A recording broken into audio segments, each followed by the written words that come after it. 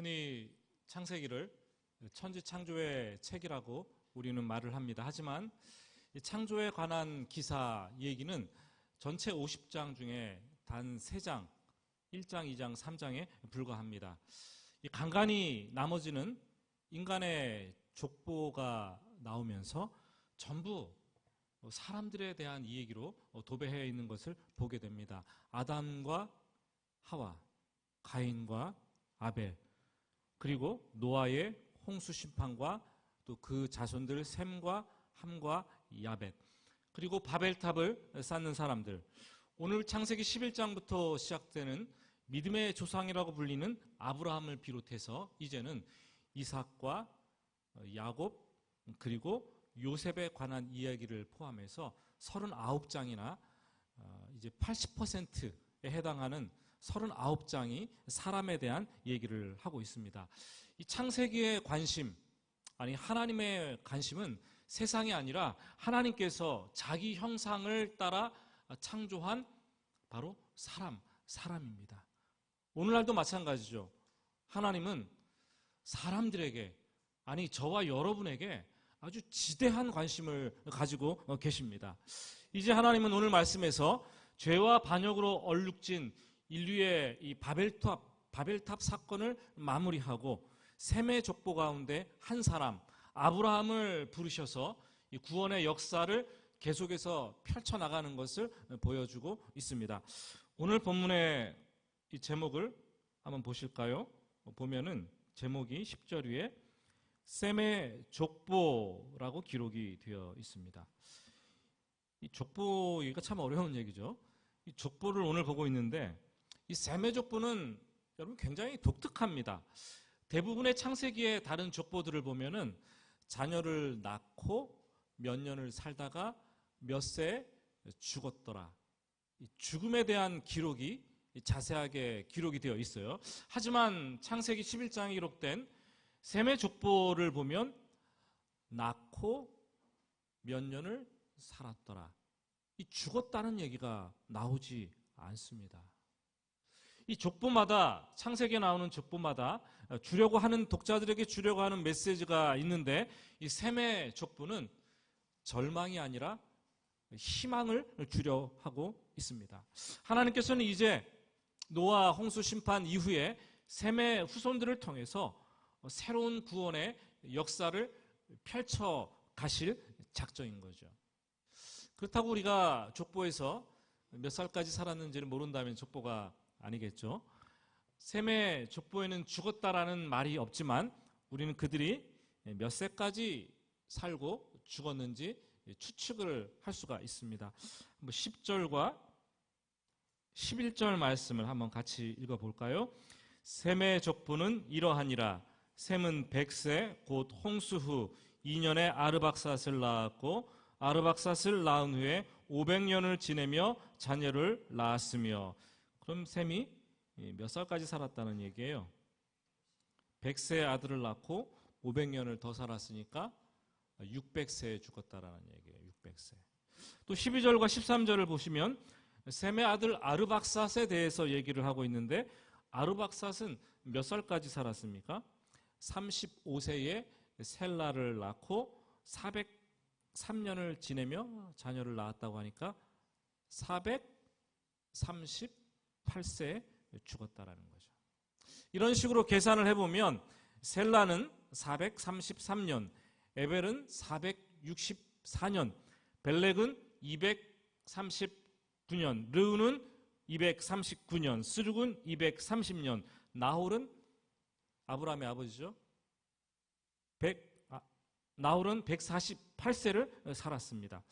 우리 셈의 족보를 보면서 셈의 족보가 우리에게 시사하는 또 다른 메시지는 노아 홍수 이후에 인간의 나이가 점점 줄었다라는 거예요. 600세에서 400세 때로 200세 때에서 140대, 120대 때로 줄었다는 거죠. 성경을 조금만 생각해 보면 노아 홍수 이전에 하나님은 인간의 죄가 세상에 관영함을 보시고 홍수 심판을 예고하십니다. 그러면서 인간의 수명이 이후에는 120년이 되리라 이런 말씀을 주셨습니다. 한번 창세기 6장 3절을 볼까요? 여호와께서 이르시되 나의 영이 영원히 사람과 함께하지 아니하리니 이는 그들이 육신이 됨이라. 그러나 그들의 날은 120년이 되리라 하시니라. 예, 노아 홍수 때 이 천지 창조 때부터 지구의 대기권 밖에 지구를 감싸고 있었던 물층이 있었잖아요. 궁창 위의 물이라고 소위 우리는 얘기를 했습니다. 그 궁창의 위의 물이 비가 되어서 40주야로 다 내렸습니다. 이전에는 궁창 위의 물이 지구를 따뜻하게 감싸주는 온실효과를 냈고 또 우주에서부터 태양에서 우주를 거쳐서 지구로 오는 해로운 고주파들을 다 차단해 주었습니다. 인간을 지켜주었어요. 그런데 홍수 심판 이후로 이 대기권 위의 물층이 다 비로 지면에 쏟아져 내리자 인간이 태양의 직사광선에 그대로 노출하게 되었고 각종 질병에 시달리면서 에이징 현상이 급속도로 진행이 되었습니다. 그래서 600세, 400세, 200세, 100세 점점 줄어들어서 인간의 수명이 120세가 되었어요. 지금 우리 문명이 발달하고 과학이 얼마나 좀 급속도로 엄청나게 발전했습니까? 그럼에도 불구하고 인간의 수명은 지구상에 120년을 넘어가는 사람들이 없어요. 거의 없어요. 그게 인간의 마지막 수명이죠. 하나님께서 인간에게 시간을 주셨어요. 시간이 우리가 만들어낸 거 아닙니다. 하나님께서 시간도 주셨고 우리에게 공간도 주셨어요. 시간을 주셨는데 year, seasons, months 그리고 day and night 다 우리에게 주신 거예요. 선물로 주셨어요. 야! 네 마음껏 살아봐라. 시간을 줬으니까 네 마음껏 살아봐라. 우리 마음껏 살아갑니다. 그러나 인간이 두려운 것은 그 시간에 한계가 있기 때문에 유한한 존재이기 때문에 마감하는 시간은 하나님의 손에 달려 있어요. 개인의 인생이든 이 지구의 종말이든 마감하는 시간은 하나님의 손에 달려 있습니다. 그래서 출애굽기에 나오는 모세는 120세로 자기 인생을 마감하면서 우리 날 계수함을 가르치사 지혜로운 마음을 얻게 하소서 이렇게 하나님께 기도를 드렸습니다. 자기의 날을 계수하는 것 지혜로운 일입니다. 얼마 남았는지 삶이 역동적이 되지 않겠습니까? 그렇게 셈의 자손들의 족보는 진행되다가 26절입니다. 26절 보면 데라는 70세에 아브라함과 나홀과 하란을 낳았더라. 27절 데라의 족보는 이러하니라. 데라는 아브라함과 나홀과 하란을 낳고 하란은 롯을 낳았으며 셈의 후손들 가운데 쭉 내려가다가 믿음의 조상인 아브라함의 이 아버지 데라의 족보를 얘기를 해주고 있습니다. 따로 구분해서 말씀을 해주고 있습니다. 대부분 셈의 후손들은 30세 전으로 족보에 자녀들을 낳았는데 유독 이 아브라함의 아버지 데라는 26절에 보시면 70세에 이르러서야 비로소 아브라함과 나홀과 하란을 낳았다고 시작이 기록이 되어 있습니다. 이 다른 사람들보다 몇 년을 더 보통 아들을 낳았어요, 늦게? 30세에 보통 낳았는데 70세에 낳았으니까 40년이나 늦게 아들을 낳았어요, 새 아들을. 그 아들을 낳고 얼마나 기뻐했겠습니까? 근데 그 기쁨도 잠시 28절 말씀 같이 읽어보겠습니다. 하란은 그 데라보다 먼저 고향 갈대아인의 우르에서 죽었더라. 세 아들 중에 하나였던 하란은 아버지 데라보다 먼저 요절을 했다고 기록하고 있습니다. 그리고 30절 말씀을 한번 볼까요? 30절입니다. 사레는 임신하지 못함으로 자식이 없었더라. 큰아들 아브라함은 결혼을 했지만 그의 아내 사레가 임신하지 못해서 아들이 없었더라. 자식이 없었더라. 얘기를 하고 있습니다. 이 짧은 성경 한 구절 한 구절을 묵상해 가면서 그냥 지나가면 몰라요. 자세히 묵상해 보면 이 데라 가정의 엄청난 고통과 절망 그리고 깊은 한숨과 눈물이 서려 있다는 것을 우리는 보게 됩니다. 자녀가 먼저 죽으면 부모가 자녀를 어디에 묻어요?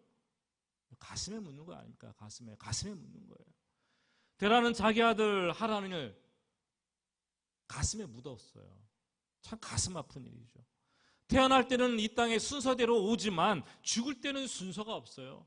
아버지보다 아들이 먼저 죽을 수도 있고, 어머니보다 딸이 먼저 죽을 수도 있고, 아니 큰아들보다 작은 아들이 먼저 죽을 수도 있고, 죽음은 하나님께서 부르시면 그냥 순서 없이 가는 것이 죽음이에요.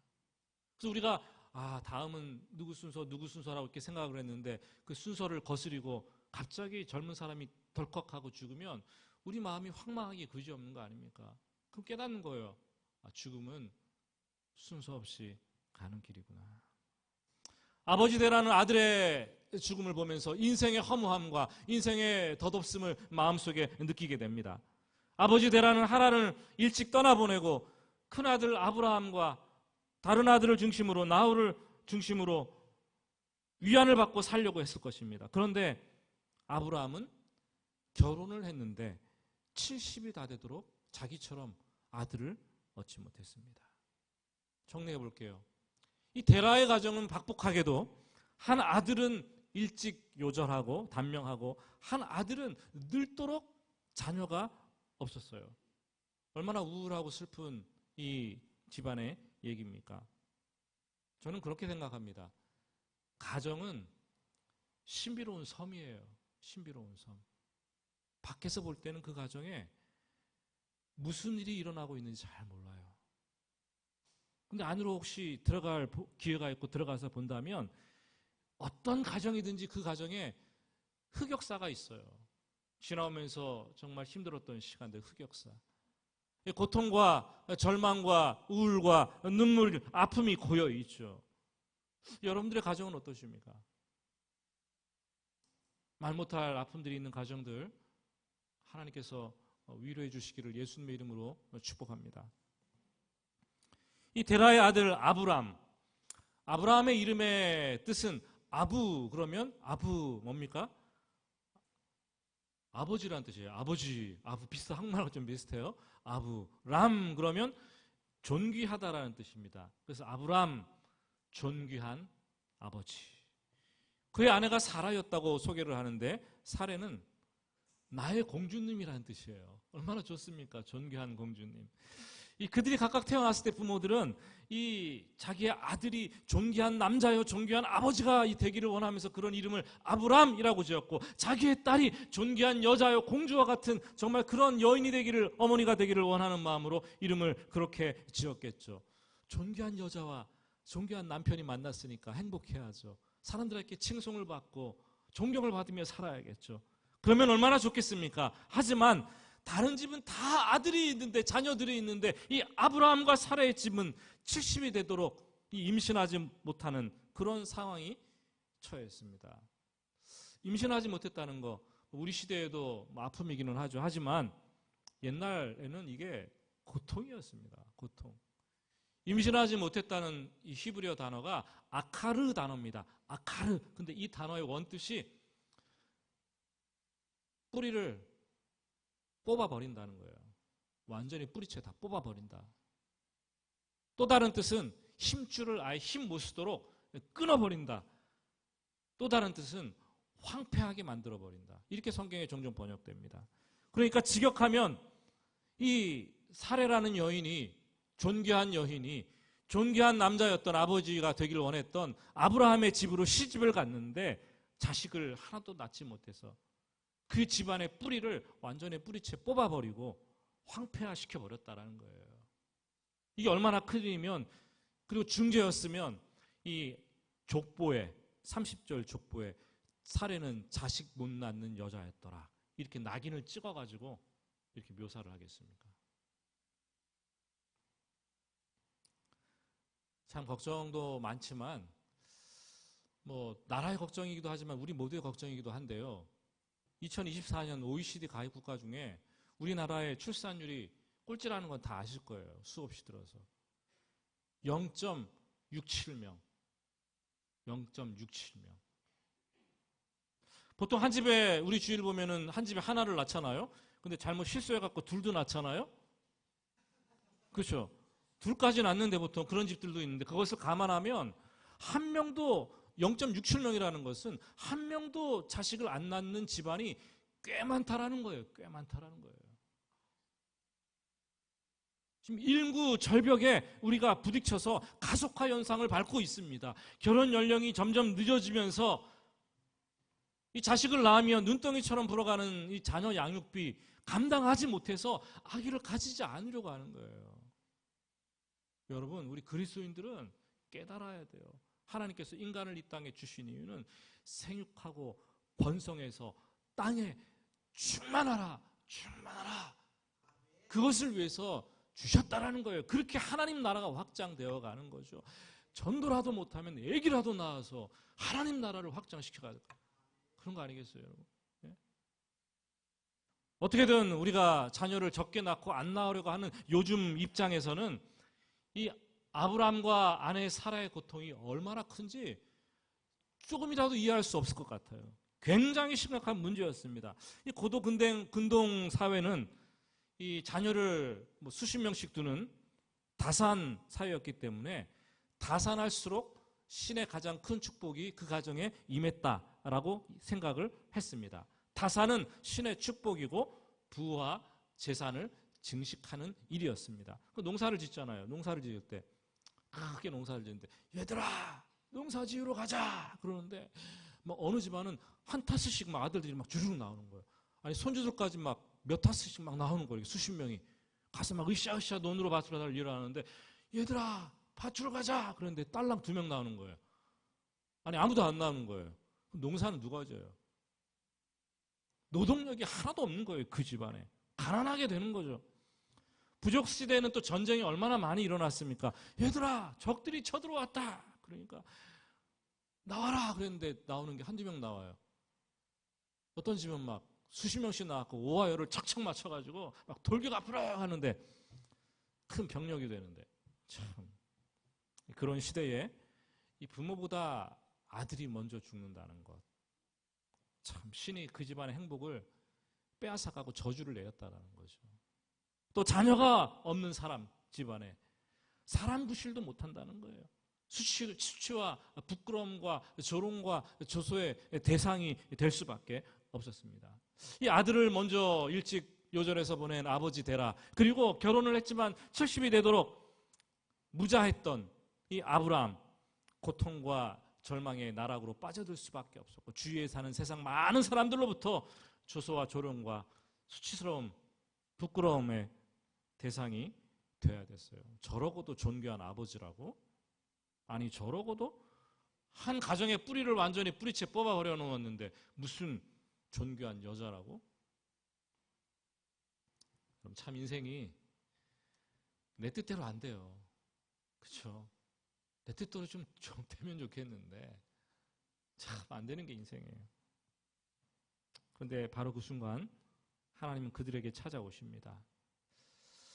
그들에게 하나님께서 찾아오시는데 아버지로서 아들의 죽음을 바라보면서 아무것도 할 수 없는 무기력한 존재임을 깨달았을 때 결혼을 했지만 도무지 자식을 낳을 수 없었던 무능력한 존재라는 것을 깨닫게 되었을 때 한 집안의 뿌리를 완전히 뽑아버린 것 같이 아무것도 내 뜻대로 할 수 없고 내가 연약한 존재라는 것을 깨달았을 때 세상 사람들이 조롱과 조소를 보내면서 모욕을 당하고 있었을 때 인생이 절망과 수렁 속으로 깊이 빠져 들어가고 있었을 때 바로 그때 하나님께서 찾아오시는 거예요. 주권적인 은혜와 하나님의 사랑으로 인생 가운데 그 사람들의 인생 가운데 개입해 들어오시는 것을 우리는 보게 됩니다. 여러분 하나님이 언제 우리를 찾아오시는가요? 대부분 인생이 잘 나갈 때는 아니에요. 인생이 절망하고 고통스러워하며 한숨 쉴 때 정말 내가 아무것도 할 수 없구나. 절망의 한숨을 내쉴 때 고통스러워서 힘들어서 주저앉았을 때 인생이 주는 그 허물을 깨달았을 때 바로 그때 하나님께서 찾아오시는 거죠. 찾아오시는 거죠. 어느 날 우리 성도님들 우울증도 계신 분도 계시고 수면제를 먹으시는 분도 계시고 그래서 불면증으로 잠을 못 주무시는 분도 계시잖아요. 그런 분들이 밤늦게 잠도 2-3시 못 주무시고 새벽에까지 잠 못 주무시고 그리고 힘들어서 목사님 너무 힘들어요. 요즘 좀 기도 좀 해주세요. 좀 그런 문자를 받으면 마음이 너무나 아프죠. 기도가 절로 나오죠. 이렇게 깊은 밤까지 이렇게 이른 새벽까지 낮에도 이렇게 힘들어 하시는구나. 얼마나 힘들을까. 하나님 저분 하나님 저 가정 참 하나님께서 이 집요하게 쫓아가셔서 그 사람을 만나주시고 하나님께서 그 가정을 좀 위로하여 주세요. 여러분 우리가 돌아보면 우리 인생의 골짜기가 너무 깊이 패여서 신호하고 있는 분들이 있고 우리가 조금만 돌아보면 도저히 넘지 못할 산 같은 벼랑 끝에 내몰려가지고 그런 인생을 살면서 아파하시는 분들이 있습니다. 하지만 우리가 실망하기에는 아직 이릅니다. 종교개혁자였던 마르틴 루터가 그런 얘기를 했어요. 절망과 고통은 축복을 가져다주는 하나님의 지름길이다.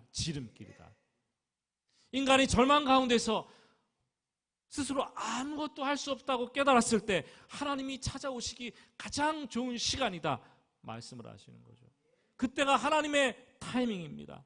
그때부터 하나님은 일하기를 시작하십니다. 하나님은 우리가 이 고통 중에 머물러서 주저앉아 있는 것을 원하지 않으십니다. 하나님은 먼저 다가오셔서 말씀하십니다. 우리의 인생의 본분과 인생의 목적과 인생의 방향을 다시 재조정을 해주십니다. 그리고 새로운 출발을 하도록 하십니다.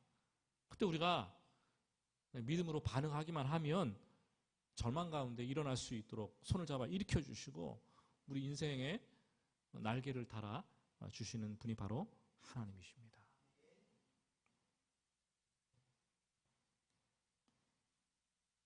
(31절과) (32절을) 한번 볼까요?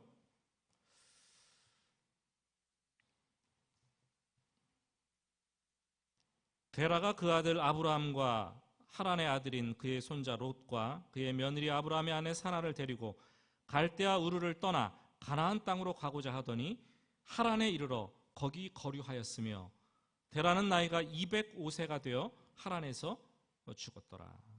이 말씀을 보면 마치 아버지 데라와 아브라함이 고향에서 자기 가정, 자기 자신들을 향한 수치와 조롱을 피해서 새로운 곳, 새로운 인생을 출발하기 위해서 갈대아 고향 우르를 떠나서 하란을 거쳐 가나안 땅으로 가려고 한 것처럼 보입니다. 사실 그러고도 남았을 거예요. 그렇죠? 예. 제가 강남에서 서울에서 사회 갈 때는 보니까 강남에서 살다가 집안이 좀 힘들어져서 이렇게 강남 중에서 좀 이렇게 변두리 지역으로 이사 가면 뭐 차 타면 5분, 10분밖에 안 걸리는데도 교회를 안 나오시더라고요. 수치와 조롱의 대상이 될 것 같아서 그러시더라고요. 또 목회를 하다 보면은 사업이 좀 잘 안 되고 망하면 어느 순간 갑자기 사라지시는 분들이 있어요. 미리 피하는 거죠. 인생이 어려우면 피하는 분들이 있어요. 인생은 피해서는 안 되는 거예요, 여러분. 도전해서 일어나야 되는 거예요. 지금 마치 아버지 데라와 아브라함이 그런 것처럼 보이지 않습니까? 근데 성경을 자세히 보면 그렇지 않습니다. 사도행전 7장 2절 3절에는 스데반이 성령의 이 감동을 힘입어 공회에서 설교한 내용인데 이 아브라함에 대해서 그 데라에 대해서 이렇게 얘기합니다. 스데반이 이르되 여러분 부형들이여 들으소서. 우리 조상 아브라함이 하란에 있기 전 메소포타미아에 있을 때에 영광의 하나님이 그에게 보여 이르시되 내 고향과 친척을 떠나 내가 네게 보일 땅으로 가라 하시니. 예. 스데반이 성령의 감동에 의해서 그 말씀을 성경을 해석하는 거잖아요. 이 데라와 아브라함이 메소포타미아에 있을 때에 하란에 가기 전에 그때 하나님께서 영광의 하나님께서 그에게 나타났다고 기록합니다. 그가 누굽니까? 아브라함이겠죠. 아브라함에게 나타나서 떠나서 가나안 땅으로 가라 말씀을 했다는 거예요.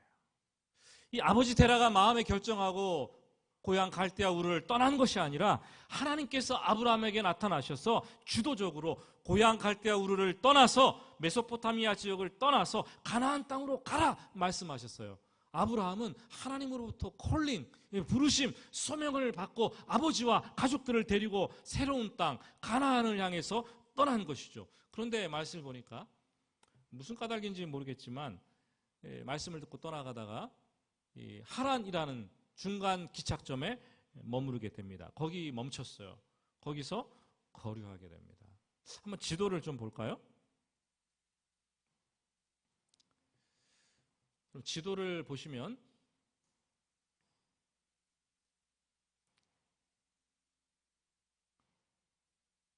지도가 좀 안 나오네요. 네.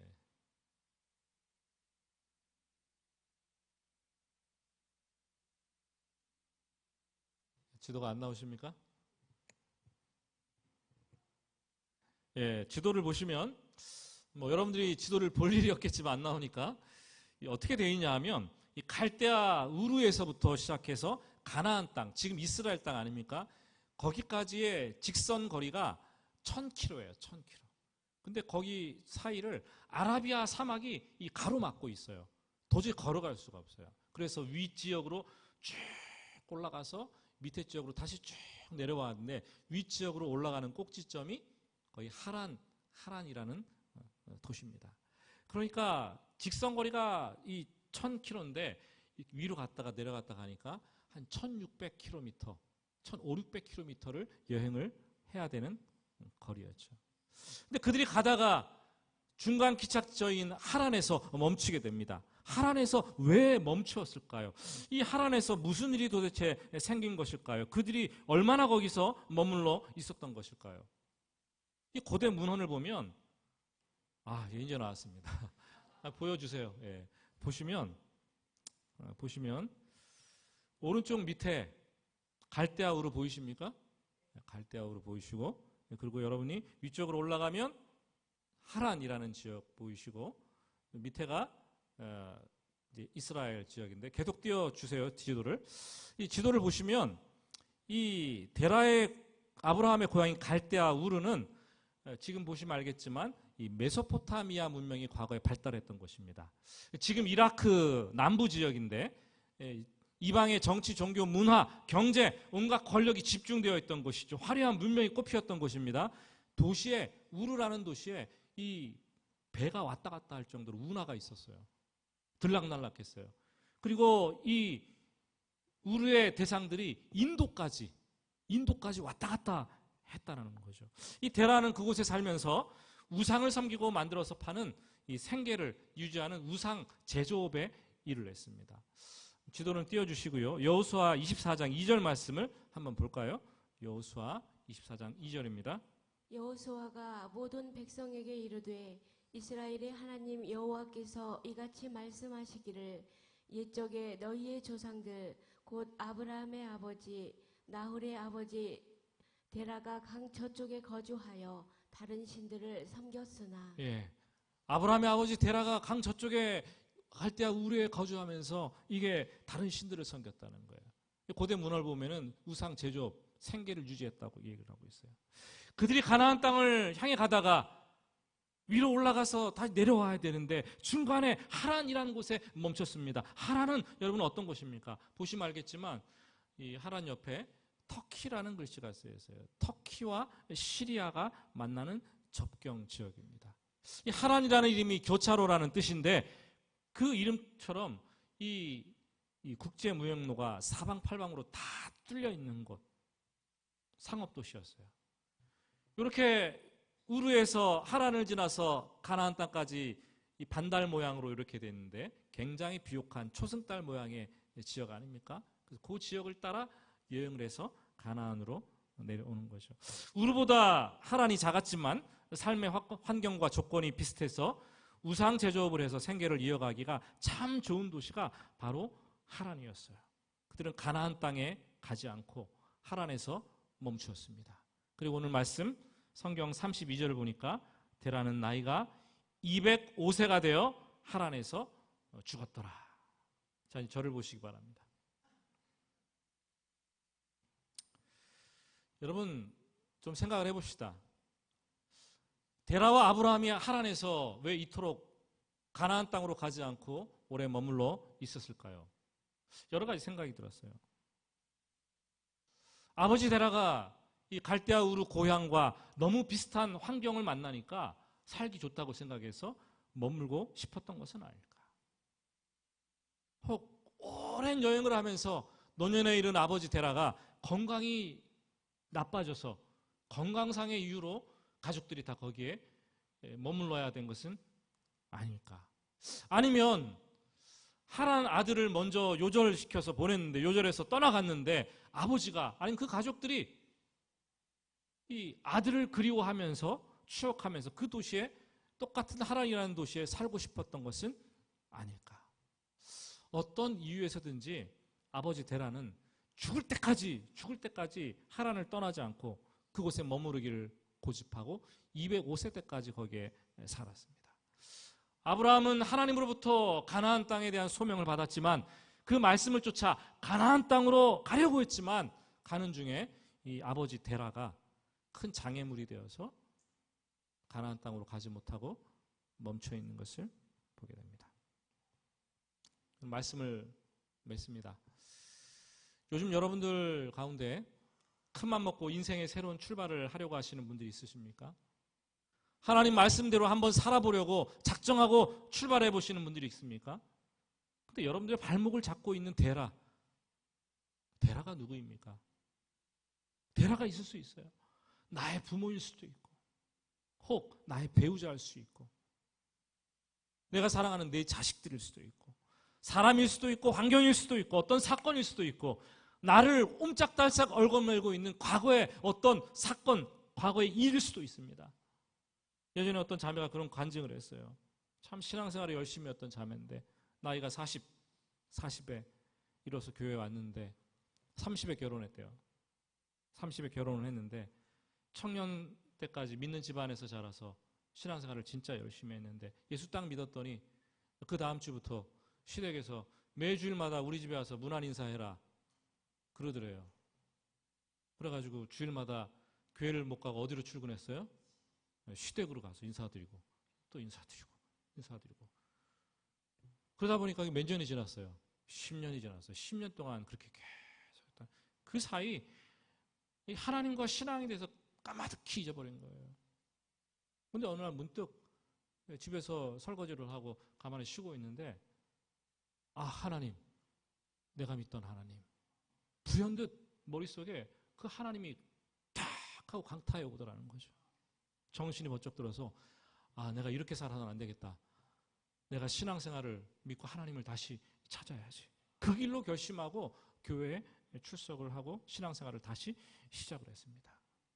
그랬어요. 그 자매에게는 정말 지난 10년 동안 당신을 묻고 있었던 시댁이 데라입니다. 그렇게 얘기를 했어요.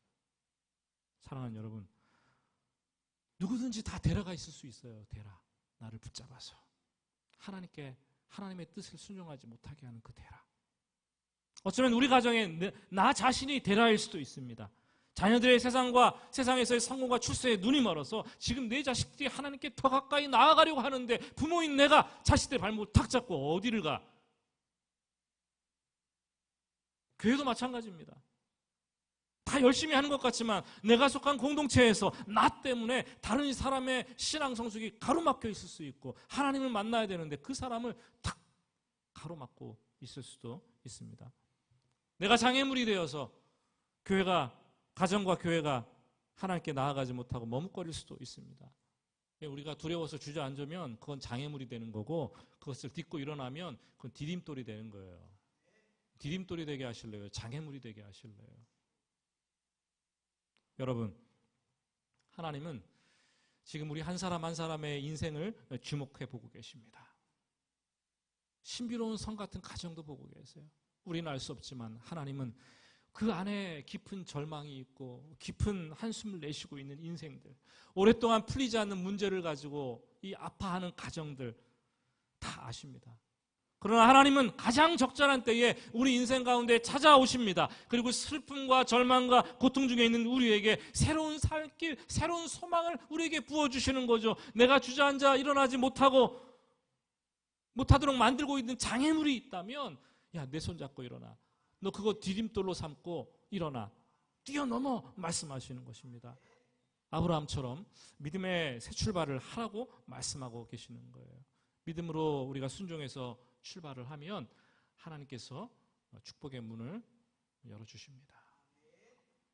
우리 오늘 말씀 기억하면서 잠시 묵상으로 기도할 텐데요.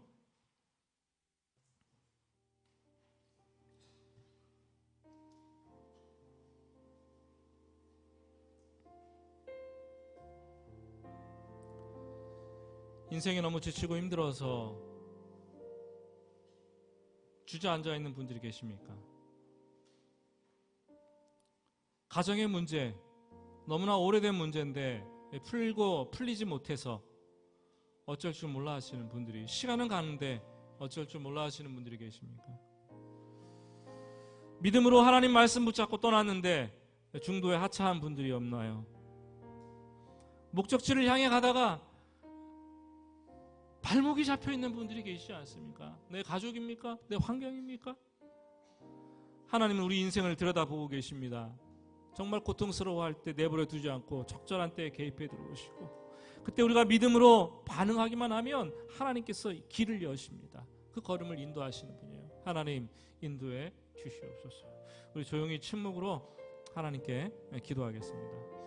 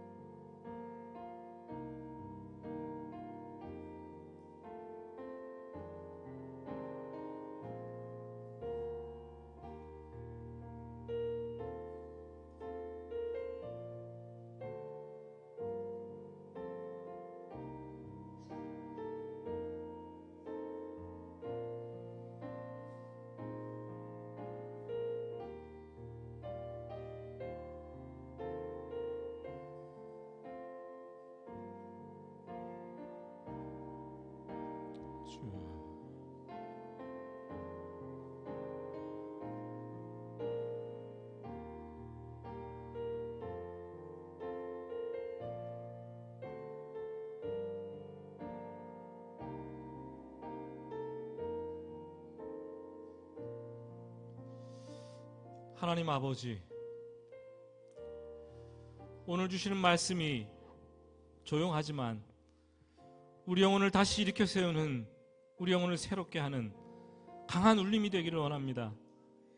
이제까지 걸어온 길을 되돌아보면 참으로 힘들고 버거웠고 부끄러운 발자취지만, 또 거기서 너무 오래 머물렀지만 오늘 주신 말씀 붙잡고 새롭게 일어나기를 원합니다.